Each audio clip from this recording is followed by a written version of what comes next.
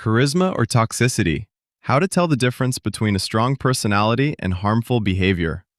Sometimes, we meet someone and immediately think, wow, what confidence, what presence, what charisma.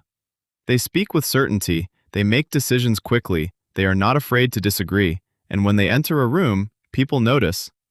But after spending more time with them, something begins to feel different. You feel tense, drained, maybe even smaller. And that raises an important question. Is this really charisma, or is it toxicity disguised as confidence? What is charisma? Charisma is the ability to influence, inspire, and connect with people. A charismatic person may be confident, outspoken, ambitious, and even dominant in certain situations. But healthy charisma does not require humiliation. A truly charismatic person does not need to make other people feel small in order to feel important. They can disagree without disrespecting you. They can lead without controlling you. They can be honest without being cruel. And they can be powerful without taking away someone else's power. That is the key difference. What is toxicity? Toxic behavior works differently. Instead of inspiring people, it often controls them. Instead of respecting boundaries, it pushes through them.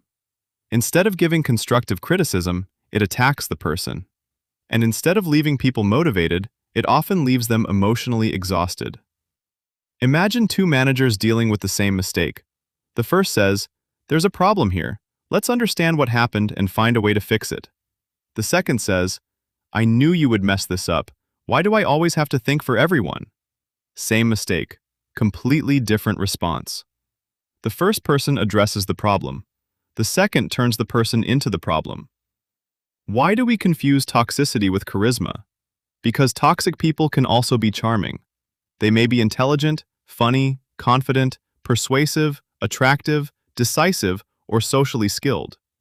They may make an extraordinary first impression, and sometimes their aggression is mistaken for strength. Their control is mistaken for leadership. Their arrogance is mistaken for confidence, and their cruelty is excused as honesty. But being honest and being hurtful are not the same thing. You can tell someone the truth without destroying their dignity.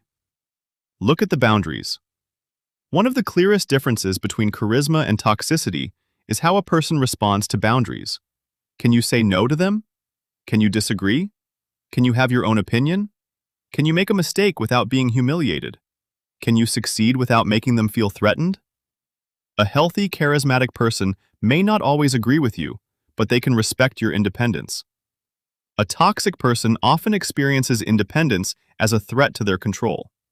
And that difference matters. Pay attention to how you feel. There is another useful question. How do you regularly feel after spending time with this person? Not after one bad conversation. Everyone has difficult days. Look at the pattern. Do you usually feel respected, motivated, and comfortable being yourself? Or do you regularly leave feeling anxious, guilty, inadequate, confused, or emotionally exhausted? One uncomfortable interaction does not make someone toxic. Repeated patterns are what matter. What can you do? First, focus on behavior rather than labels. Instead of saying, "You are toxic," try saying, "I'm willing to discuss this, but I'm not comfortable being spoken to that way." Second, set clear boundaries. You can disagree with me, but please don't insult me. And then watch what happens. A healthy person may initially become defensive. That is human. But over time, they are capable of listening, reflecting, apologizing, and changing their behavior.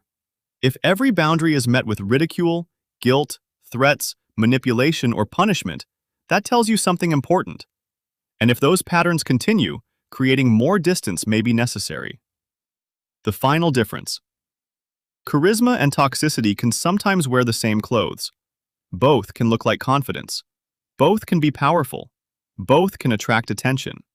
But their impact is completely different. Charisma makes room for other people to be strong. Toxicity needs other people to become weaker in order to maintain control.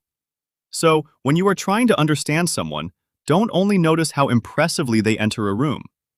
Notice something more important. What happens to the people who spend a long time in that room with them? That may tell you more about the difference between charisma and toxicity than confidence ever will.